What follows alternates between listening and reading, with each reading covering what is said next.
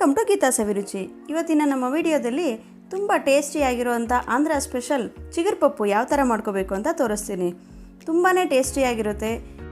ಈ ಚಿಗುರುಪಪ್ಪು ಚಪಾತಿ, ರೊಟ್ಟಿ, ತಾಳಿಪಟ್ಟು, ರೈಸ್ಗೆ ಯಾವುದಕ್ಕಾದ್ರೂ ತುಂಬ ಸೂಪರ್ ಕಾಂಬಿನೇಷನ್. ಇದು ಹುಳ್ಳುಗೆ ತುಂಬಾ ಟೇಸ್ಟಿಯಾಗಿರುತ್ತೆ. ಬಿಸಿ ಬಿಸಿ ಅನ್ನಕ್ಕೆ ಸ್ವಲ್ಪ ತುಪ್ಪ ಹಾಕ್ಕೊಂಡು ಈ ಥರ ಚಿಗುರುಪಪ್ಪು ಹುಳಿಯಾಗಿ ಮಾಡ್ಕೊಂಡು ತಿಂತಾ ಇದ್ದರೆ ಆಹಾ, ಬಾಯಿಗೂ ರುಚಿ, ಹೊಟ್ಟೆಗೂ ಖುಷಿ, ಹಾಗೆ ಮನಸ್ಸಿಗೂ ಖುಷಿ ಅಲ್ವಾ? ಸೊ ಈ ವಿಡಿಯೋ ನೋಡೋಕ್ಕಿಂತ ಮುಂಚೆ ನೀವಿನ್ನೂ ನನ್ನ ಚಾನಲ್ ಸಬ್ಸ್ಕ್ರೈಬ್ ಮಾಡ್ಕೊಂಡಿಲ್ಲ ಅಂದರೆ ಬೇಗ ಸಬ್ಸ್ಕ್ರೈಬ್ ಮಾಡಿಕೊಂಡು ಬೆಲ್ ಐಕನ್ನ ಕ್ಲಿಕ್ ಮಾಡ್ಕೊಳ್ಳಿ. ಆಗ ನಾನು ಹಾಕೋ ಎಲ್ಲ ವೀಡಿಯೋಸು ಫಸ್ಟ್ ನೋಟಿಫಿಕೇಷನ್ ಬರುತ್ತೆ. ಈಗ ಈ ಚಿಗುರುಪಪ್ಪು ಯಾವ ಥರ ಮಾಡಬೇಕು, ಅದು ಪ್ರೊಸೀಜರ್ ಏನಂತ ಬೇಗ ವಿಡಿಯೋ ನೋಡ್ಕೊಂಡು ಬಂದುಬಿಡೋಣವಾ? ಈ ಚಿಗುರುಪಪ್ಪಿಗೆ ಈ ಥರ ಹುಣಸೆ ಚಿಗುರು ತೊಗೋಬೇಕಾಗುತ್ತೆ. ಈ ಥರ ಸ್ವಲ್ಪ ಎಳೆದಿದ್ದರೆ ತುಂಬ ಚೆನ್ನಾಗಿರುತ್ತೆ. ಇದನ್ನು ನೀಟಾಗಿ ವಾಶ್ ಮಾಡಿಕೊಂಡು ಈ ಥರ ಸಣ್ಣದಾಗಿ ಕಟ್ ಮಾಡ್ಕೋಬೇಕು. ಎಷ್ಟು ಸಣ್ಣಗೆ ಕಟ್ ಮಾಡಿಕೊಂಡ್ರೆ ಅದರಲ್ಲಿರೋ ಹುಳಿ ಎಲ್ಲ ಅಷ್ಟು ಚೆನ್ನಾಗಿ ಹೊರಗಡೆ ಬರುತ್ತೆ. ಪಪ್ಪು ತುಂಬ ಟೇಸ್ಟಿಯಾಗಿರುತ್ತೆ. ಈ ಚಿಗುರನ್ನೆಲ್ಲ ಕಟ್ ಮಾಡಿಕೊಂಡು ರೆಡಿ ಇಟ್ಕೊತೀನಿ.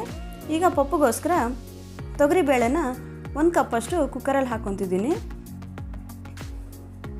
ಈ ಬೇಳೆನ 1-2 ಸರಿ ನೀಟಾಗಿ ವಾಶ್ ಮಾಡ್ಕೋಬೇಕು. ನೋಡಿ, ಈ ಥರ ಎಲ್ಲ ನೀಟಾಗಿ ವಾಶ್ ಮಾಡಿಕೊಂಡು ಈ ನೀರೆಲ್ಲ ತಕ್ಕೊಂಬಿಡ್ತೀನಿ. ಈಗ ಇದಕ್ಕೆ ಈ ಬೇಳೆ ಎಲ್ಲ ಚೆನ್ನಾಗಿ ಮುಳುಗಿ ಇನ್ನೊಂದು ಸ್ವಲ್ಪ ಜಾಸ್ತಿ ಆಗೋವರೆಗೂ ನೀರು ಹಾಕ್ಕೋಬೇಕು. ಈಗ ನೀರು ಹಾಕ್ಕೊಂಡ್ಮೇಲೆ 1-2 ಸ್ಪೂನಷ್ಟು ಆಯಿಲ್ ಹಾಕ್ಕೋಬೇಕು. ಸ್ವಲ್ಪ 1/4 ಸ್ಪೂನಷ್ಟು ಅರಿಶಿನ ಪುಡಿ. ಈಗ 2 ಆನಿಯನ್ನ ಈ ಥರ ಕಟ್ ಮಾಡಿ ಹಾಕ್ಕೊತಿದ್ದೀನಿ. ಹಾಗೆ 1 ಕಟ್ಟಷ್ಟು ಪಾಲಕ್ ಸೊಪ್ಪು ಹಾಕ್ಕೊತಿದ್ದೀನಿ. ಈ ಪಾಲಕ್ ಸೊಪ್ಪು ಆಪ್ಷನಲ್ ಅಷ್ಟೇ, ಹೆಲ್ತಿಗೆ ಒಳ್ಳೆಯದು ಅಂತ ಹಾಕ್ತಿದ್ದೀನಿ. ಹಾಕ್ದಿದ್ರೂ ಚೆನ್ನಾಗಿರುತ್ತೆ. ಹಾಗೆ 2 ಟೊಮ್ಯಾಟೋಸ್ನ ಈ ಥರ ಕಟ್ ಮಾಡಿ ಹಾಕ್ಕೊತಿದ್ದೀನಿ. ಫಸ್ಟ್ ಈರುಳ್ಳಿ ಹಾಕಿದ್ಮೇಲೆ ಸೊಪ್ಪು ಹಾಕಿದ್ಮೇಲೆ ಟೊಮ್ಯಾಟೊ ಹಾಕಬೇಕು, ಇಲ್ಲಾಂದರೆ ಬೇಳೆ ಬೇಯೋದಿಲ್ಲ.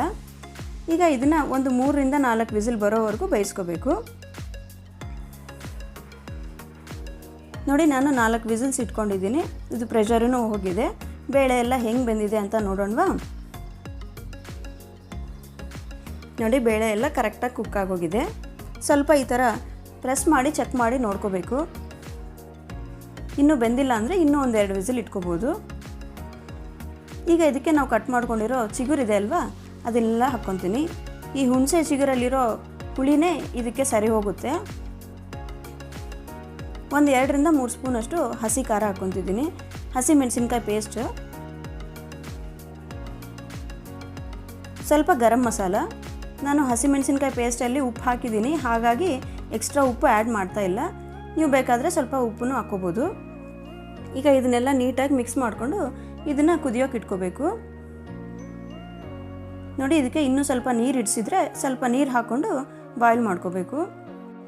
ನಾವು ಹಾಕ್ಕೊಂಡಿರೋ ಚಿಗುರಲ್ಲಿರೋ ಹುಳಿ ಎಲ್ಲ ಹೊರಗೆ ಬರೋವರೆಗೂ ಚೆನ್ನಾಗಿ ಬಾಯ್ಲ್ ಮಾಡ್ಕೋಬೇಕು. ಈಗ ಚಿಗುರು ಸೀಸನ್ ಬಂತಲ್ವಾ, ಚಿಗುರು ಸಿಕ್ಕರೆ ಖಂಡಿತ ನೀವು ಈ ರೆಸಿಪಿನ ಟ್ರೈ ಮಾಡಿ. ತುಂಬಾ ಟೇಸ್ಟಿಯಾಗಿರುತ್ತೆ. ಪ್ರತಿಯೊಬ್ಬರಿಗೂ ಇಷ್ಟ ಆಗುತ್ತೆ. ಹುಳಿಯಾಗಿ ತುಂಬ ಟೇಸ್ಟಿಯಾಗಿರುತ್ತೆ. ನೋಡಿ, ಇದೆಲ್ಲ ಚೆನ್ನಾಗಿ ಬಾಯ್ಲ್ ಆಗೋಗಿದೆ. ಈಗ ಇದನ್ನು ನಾನು ಸ್ಮ್ಯಾಶರ್ ತೊಗೊಂಡು ಚೆನ್ನಾಗಿ ಸ್ಮ್ಯಾಶ್ ಮಾಡ್ಕೊತೀನಿ. ನೋಡಿ, ಈ ಥರ ಸ್ಮ್ಯಾಶರ್ ತೊಗೊಂಡು ನೀಟಾಗಿ ಸ್ಮ್ಯಾಶ್ ಮಾಡ್ಕೋಬೇಕು. ನೀವು ರೊಟ್ಟಿ ಚಪಾತಿಗೆ ಹಾಕೊಳ್ಳೋದಾಗಿದ್ದರೆ ಈ ಥರ ಸ್ವಲ್ಪ ಗಟ್ಟಿಯಾಗಿ ಮಾಡ್ಕೊಳ್ಳಿ. ಮುದ್ದೆಗೆ ಅಥವಾ ಅನ್ನಕ್ಕೆ ಹಾಕೊಳ್ಳೋದಾದರೆ ಇನ್ನೊಂದು ಸ್ವಲ್ಪ ನೀರಾಗಿ ಮಾಡ್ಕೋಬೋದು. ನಿಮ್ಗೆ ಯಾವ ಥರ ಕನ್ಸಿಸ್ಟೆನ್ಸಿ ಕರೆಕ್ಟ್ ಅನಿಸಿದ್ರೆ ಅದೇ ಥರ ನೀರು ಹಾಕ್ಕೊಂಡು ಮಾಡ್ಕೋಬೋದು. ಇದನ್ನು ನೋಡಿ, ಕಂಪ್ಲೀಟಾಗಿ ಸ್ಮ್ಯಾಶ್ ಮಾಡ್ಕೋಬೇಕು. ಈ ಥರ ಸ್ಮ್ಯಾಶ್ ಮಾಡ್ಕೊಳೋದಾದ್ಮೇಲೆ ನಾವು ನೀರು ಹಾಕ್ಕೋಬೇಕು, ಇಲ್ಲ ಅಂತಂದರೆ ನೀಟಾಗಿ ಸ್ಮ್ಯಾಶ್ ಆಗೋದಿಲ್ಲ ಇದು. ನೋಡಿ, ಈ ಥರ ಸ್ಮ್ಯಾಶ್ ಮಾಡಿಕೊಂಡು ನಾನು ಈ ಕನ್ಸಿಸ್ಟೆನ್ಸಿಲಿ ತೊಗೊಂಡಿದ್ದೀನಿ. ನಾನು ಇದನ್ನು ತಾಳಿಪಟ್ಟಿಗೆ ಮಾಡ್ಕೊಂಡಿದ್ದೀನಿ, ಹಾಗಾಗಿ ಈ ಕನ್ಸಿಸ್ಟೆನ್ಸಿ ಕರೆಕ್ಟಾಗಿ ಸರಿ ಹೋಗುತ್ತೆ.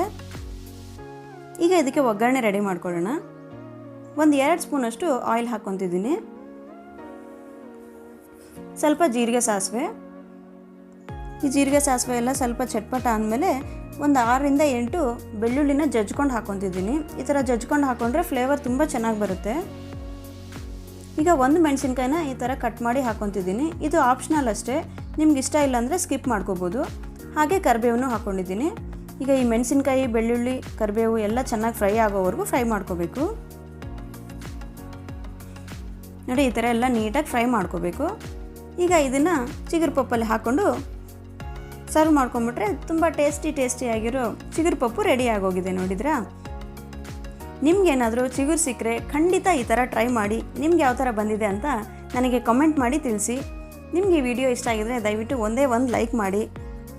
ನೀವಿನ್ನೂ ನನ್ನ ಚಾನಲ್ ಸಬ್ಸ್ಕ್ರೈಬ್ ಮಾಡ್ಕೊಂಡಿಲ್ಲ ಅಂದರೆ ಬೇಗ ಸಬ್ಸ್ಕ್ರೈಬ್ ಮಾಡಿಕೊಂಡು ಬೆಲ್ ಐಕನ್ನ ಕ್ಲಿಕ್ ಮಾಡ್ಕೊಳ್ಳಿ.